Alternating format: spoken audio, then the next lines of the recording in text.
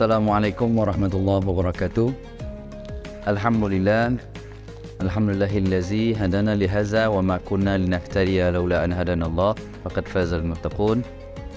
Allahumma salli wa sallim ala sayyidina Muhammadinil karim wa ala alihi wa sahbihi ajma'in. Amma ba'd. Puji syukur kehadirat Allah Subhanahu wa taala.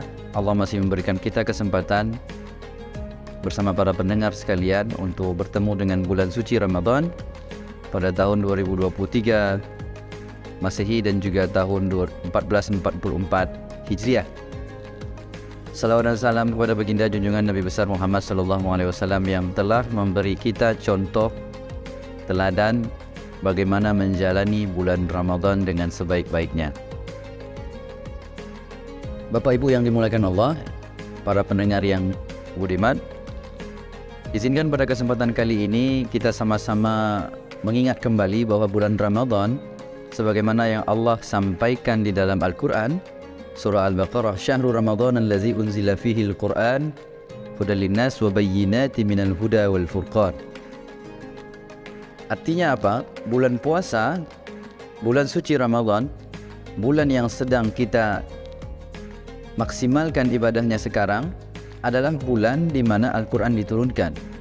Dan ketika dua kebaikan ini bertemu, maka dia akan menjadi hal yang terbaik yang akan kita rasakan, yang akan kita alami, dan yang akan memberikan gambaran-gambaran kebaikan paling sempurna yang pernah kita jalani dalam hidup ini. Kenapa? Ada beberapa sebab. Meskipun dalam banyak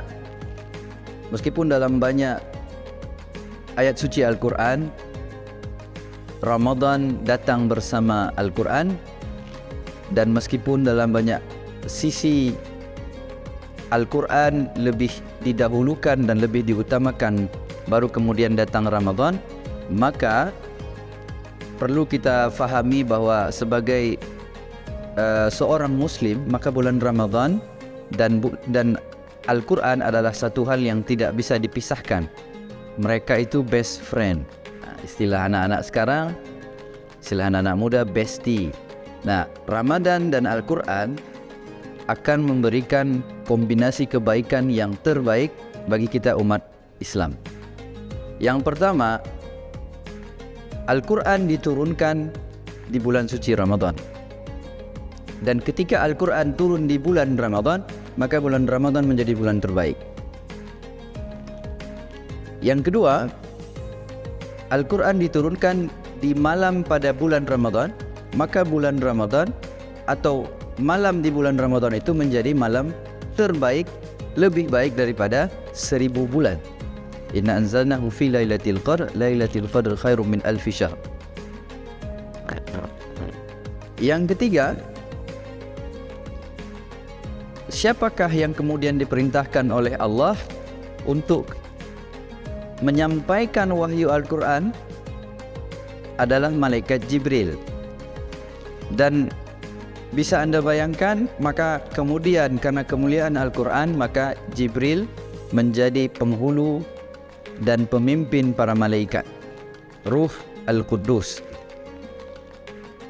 Itu sudah 3 hal.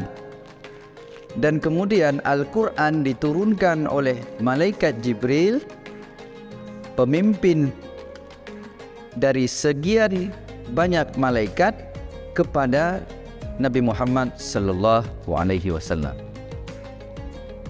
Dan dengan kemuliaan Al-Quran dan Ramadan, Nabi Muhammad menjadi orang yang paling baik, manusia yang paling mulia, Al-Ahmad yang paling terpuji, Al-Mustafa yang terpilih gara-gara kemuliaan Al-Quran. Bisa kita bayangkan, para pemirsa dan pendengar yang dimuliakan Allah, begitu dahsyatnya Al-Quran memberikan syafaat kepada semua yang berinteraksi dengannya.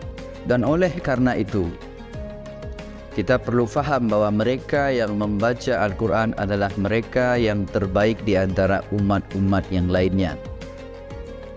Kita sebagai umat yang terbaik, kuntum khaira ummah, karena diberikan kitab suci Al-Quran. Dan lebih dari itu, mereka yang membaca Al-Quran di bulan suci Ramadan berlipat-lipatlah kebaikan yang diberikan oleh Allah SWT. Diturunkan oleh malaikat yang terbaik, diturunkan pada malam yang terbaik, diturunkan pada bulan yang terbaik, diturunkan oleh manusia yang terbaik, dan orang yang membacanya adalah orang-orang terbaik yang ada di dunia ini. Lebih-lebih lagi kalau kita kemudian lebih dekat dengan Al-Quran, tidak hanya membaca ayat suci Al-Quran, kita memperbaiki bacaan Al-Quran atau tahsin, kita kemudian memahami dan mentadabburi ayat-ayat suci Al-Quran, kita baca ayat suci Al-Quran, kita fahami artinya, kita tahu tarjim terjemahannya, kita baca tafsirnya. Kita punya berbagai macam corak tafsir sekarang, kita tinggal pilih.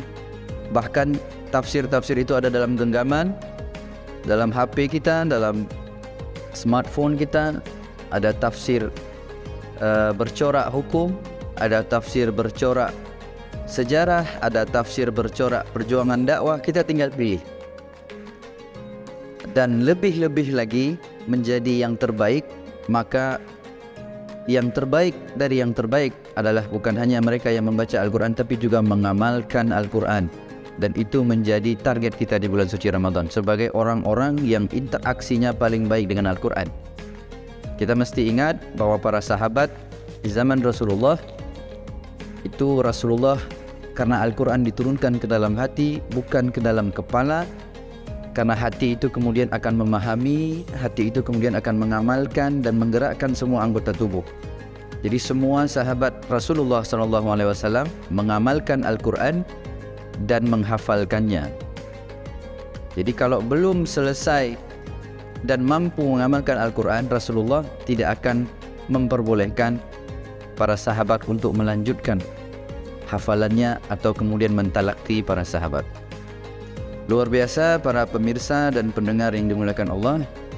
Maka kita berharap semoga Ramadan kali ini kita mencatat, kita mentargetkan menjadikan bulan suci Ramadan sebagai bulan terbaik kita dengan interaksi dalam Al-Quran. Kalau dulu kita hanya membaca 1 juz, maka kita kali ini membaca lebih dari 1 juz. Kalau dulu kita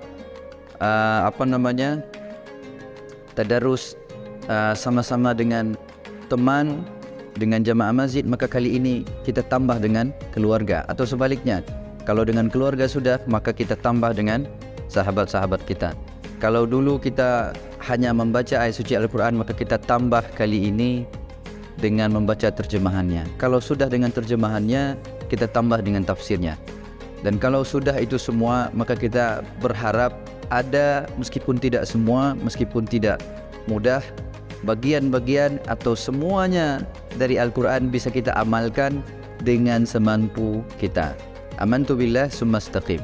Kita beriman kepada Allah dan kita kemudian mencoba mempraktikkannya semampu kita dengan istiqomahan kita. Sekali lagi, mudah-mudahan Al-Quran menjadi inspirasi kita untuk berbuat yang terbaik di bulan suci Ramadan dan sesudah bulan suci Ramadan untuk mendapatkan predikat sebagai orang bertakwa. Mudah-mudahan bermanfaat. Yang benar datangnya dari Allah, yang salah tentu dari manusia yang tempat khilaf dan alpa. Wal afu minkum, aqulu qawli hadza wallahu muwaffiq ila aqwamit thariq. Wassalamualaikum warahmatullahi wabarakatuh.